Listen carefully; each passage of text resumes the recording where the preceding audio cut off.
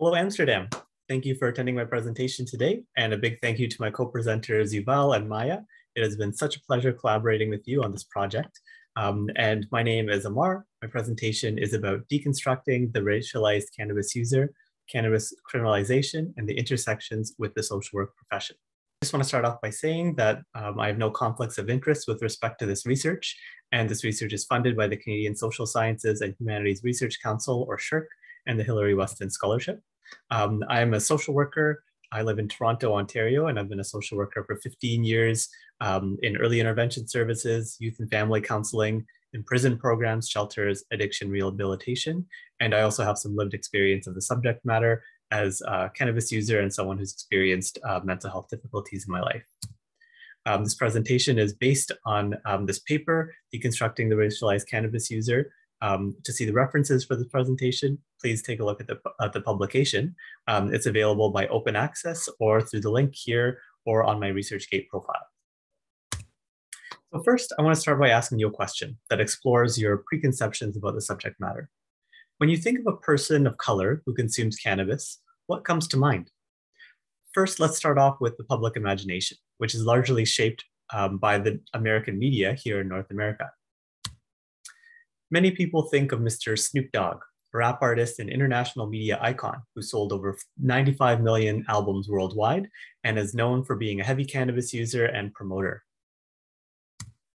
Older generations may be familiar with Cheech and Chong, two actors who brought stoner comedy to the forefront of mainstream culture and advocated for cannabis use around the world. This image is far too familiar in North America and possibly parts of Europe.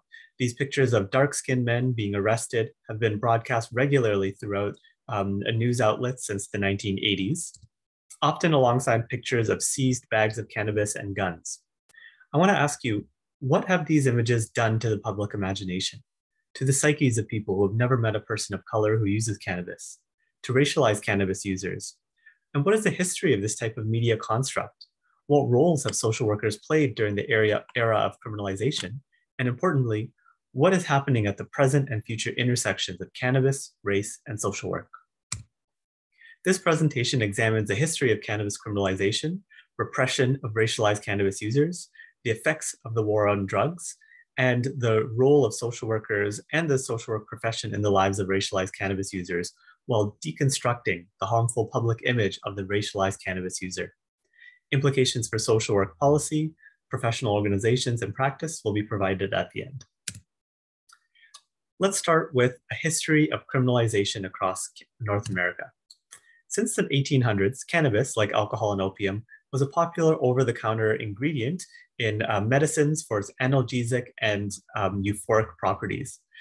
So this drug was widely available in American pharmacies, and it became problematic for American lawmakers once it began to be associated with Mexican immigration in the 1900s. So Mexicans were frequently blamed for property crimes, sexual misconduct, and murderous rampages during this time. In 1910, there was a mass immigration of Mexicans during the Mexican Revolution, and it was Mexicans that introduced the casual smoking of marijuana in the early 1900s. And it was American lawmakers who seized on opportunities to villainize Mexican immigrants as violent, drug-dependent criminals.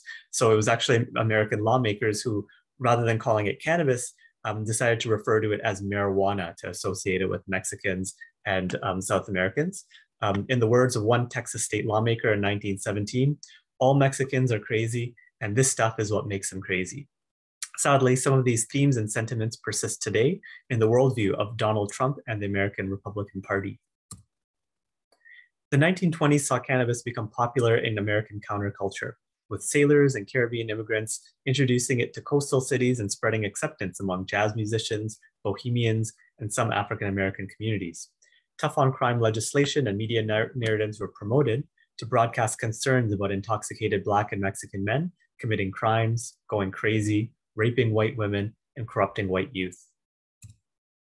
Despite the American Medical Association asserting that there was no widespread societal danger at this time, representatives from the original Drug Enforcement Agency, or DEA, proposed to the US government that marijuana was an addictive drug which produced insanity, criminality, and death.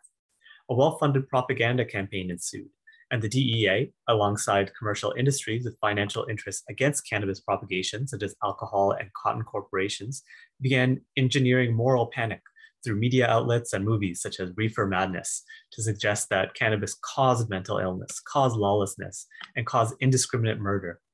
This resulted in harsh federal penalties for cannabis distribution and widespread misconceptions about the drug, as well as $1 billion budget for the DEA. And with this $1 billion budget, criminalization spread past America to Canada, to Mexico, to South America, and through the United Nations, spread around the world, where countries that had never even heard of the drug or seen the drug began criminalizing it. In North America, laws criminalizing cannabis possession, production, and distribution resulted in the disproportionate arrest and incarceration of Black, Indigenous, and people of color. By 2001, the number of Black men incarcerated for drug-related crimes was equal to the number of men enslaved in 1820. In 2010, cannabis arrests accounted for 52% of all drug arrests in the US, with Black people 3 to 6 times more likely to be arrested than whites, despite similar rates of use. In 2018, people of color made up 84% of all federally sentenced cannabis convictions in America, though white people constituted more than 60% of the population. In Canada, where I live, before legalization in 2018, Black and Indigenous people were 3 to 9 times more likely to be arrested for possession than whites, despite making up a fraction of the population. Beneath the surface of these racially charged statistics and interactions lie socially constructed images and assumptions of dark-skinned people who use this drug, posing a threat to law-abiding white society.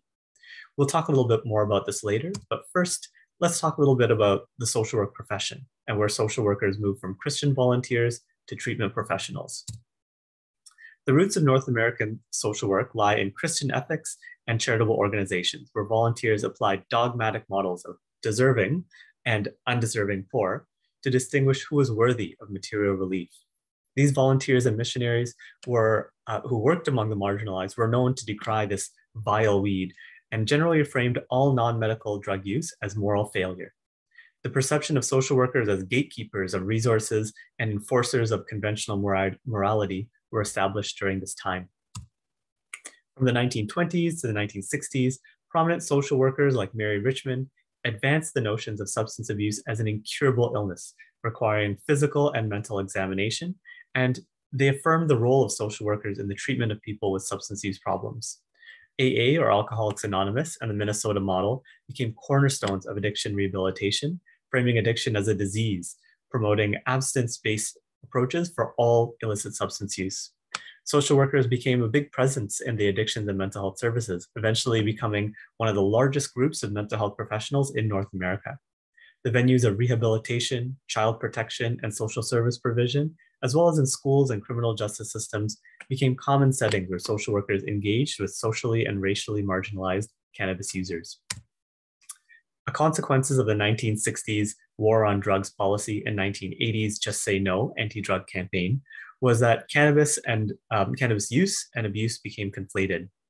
All cannabis consumption was perceived to be problematic due to its criminal status, no matter the frequency, effects, or motivations for use. Social workers became responsible for identifying, reprimanding, monitoring, and managing cannabis users through drug testing in settings such as child welfare, drug courts, and probation parole. To this day, penalties for using cannabis and failing a drug screen in some American states can range from jail time to losing access to one's children. Over the past 3 decades, social workers have continued to act as gatekeepers to rehabilitative services for people with cannabis-related problems. These programs are built on the foundations of the Minnesota model, and abstinence from all mind-altering substances is usually mandatory, even when clients wish to just decrease rather than discontinue use. These models still conceptualize addiction as a disease originating within the individual and family, while broader socioeconomic and historical and political forces are often ignored. Cannabis use amongst adolescents and teenagers is of particular concern for school social workers due to the potential for this drug to impair memory, learning, and academic functioning. So school social workers are often tasked with identifying and reforming at-risk youth who use cannabis while coordinating surveillance with their guardians. This counseling can occur alongside threats of suspension, expulsion, or criminal charges. School drug policies have been linked to the school-to-prison pipeline, where young people of color are disproportionately arrested for cannabis possession, fall behind in their studies, disengage from school, and end up at risk for criminal justice involvement. Due to the heavy focus on the risks, many school social workers have taken a zero-tolerance ethos, though this approach may be further marginalizing non-white students who use this drug, and is found to be ineffective in a variety of studies. The function of social work professionals in the lives of racialized cannabis users over the past 50 years has been complex. Since the 1970s, some workers have diverged from conventional practice and adopted a progressive role through resisting unjust drug policies, supporting the harm reduction movement, and advocating for alternatives to criminalization. Others have acted as paternalistic overseers through coercing people to stop using this drug or face dire consequences. Non-white cannabis users have been disproportionately affected by these practices, and it's essential to deconstruct the forces and images behind the differential treatment of this group in order to begin exploring viable solutions to ongoing injustice. Across nations, cultures, and races, there are a lot of different factors that contribute to cannabis use, including biological, psychological, social, familial, political, and societal influences. People also take cannabis to alleviate medical conditions, and there is substantial evidence to support cannabinoids as an effective medication in treating chronic pain, nausea, and multiple sclerosis symptoms. Regardless of the racial or ethnic background, people have personal reasons for using the drug. However, the color of a cannabis user's skin has been demonstrated to impact the manner in which they are depicted and treated in the public sphere. While consumption among minorities has been linked to deviance, dysfunction, and crime, use among white people in affluent communities has been portrayed as normal, essentially harmless.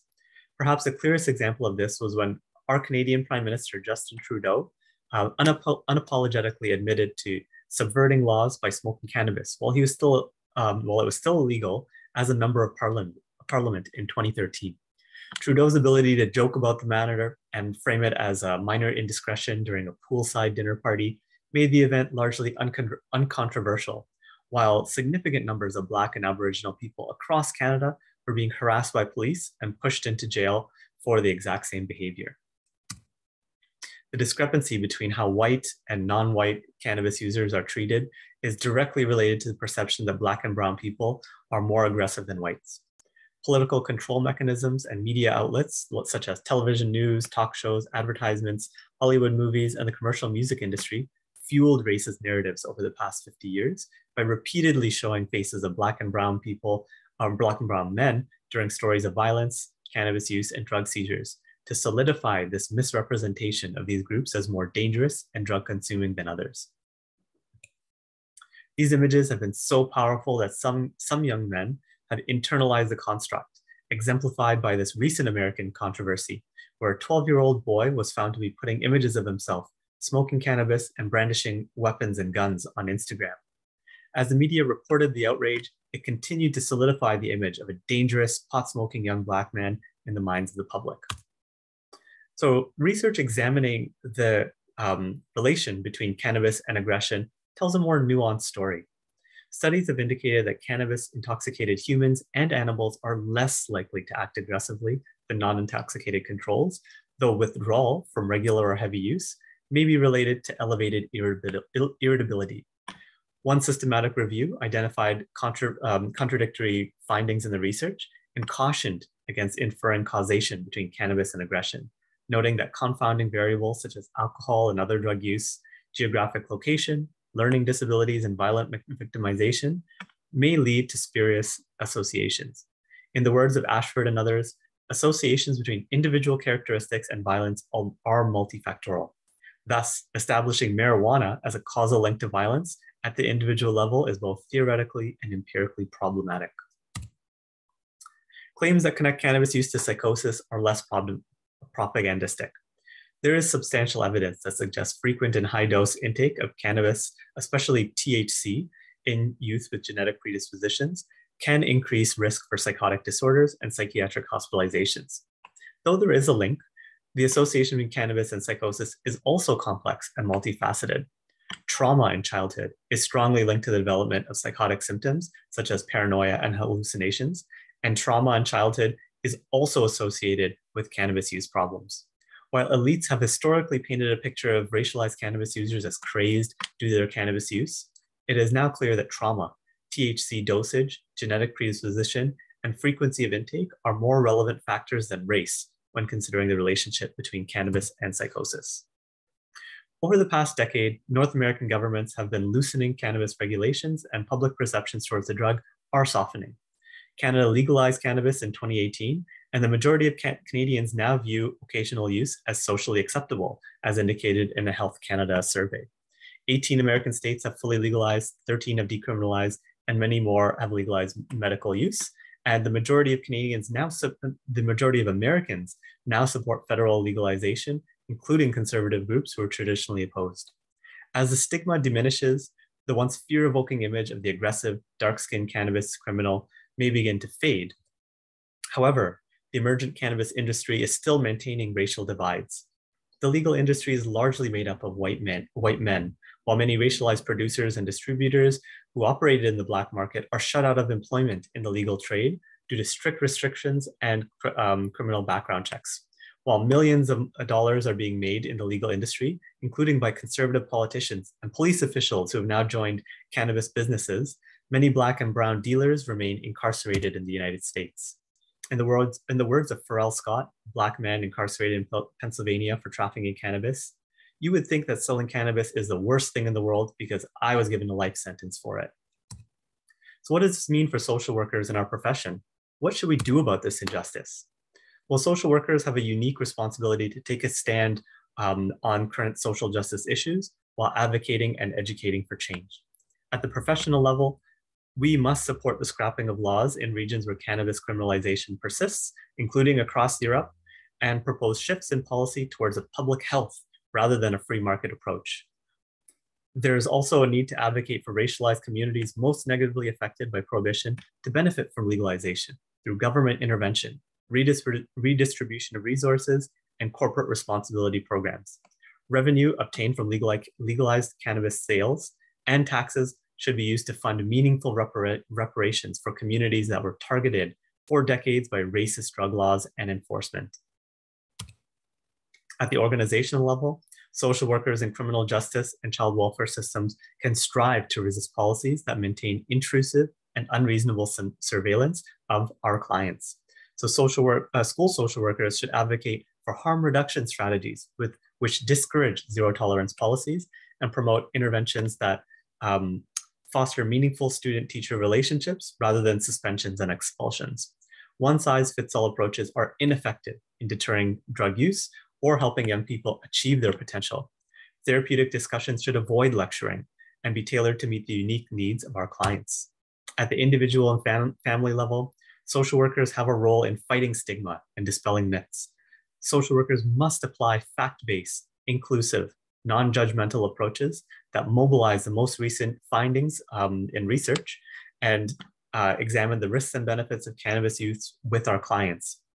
In treatment settings, contextualize psychoeducation, which acknowledges systemic racism and history as factors can be integrated with evidence-based therapies, such as cognitive behavior therapy or motivational interviewing, to reduce the emphasis on individual deficiencies. It's important to assess for trauma amongst cannabis users because so many heavy cannabis users have been traumatized, they have childhood traumas, and help them address their current life stressors. We as social workers must also strive to distinguish cannabis use from dependence and abuse through using validated assessment tools and client-centered approaches. Harm reduction strategies and lower risk use guidelines are practical when addressing the known harms associated with cannabis use, and while at the same time acknowledging that there are gaps in our knowledge about cannabis. We don't know everything about it, and we need to admit to our clients that research is still evolving and accept that there's gaps in our knowledge. So the foreseeable relaxing of restrictions around cannabis around the world is sure to spark rapid increase in research and studies from the scientific community.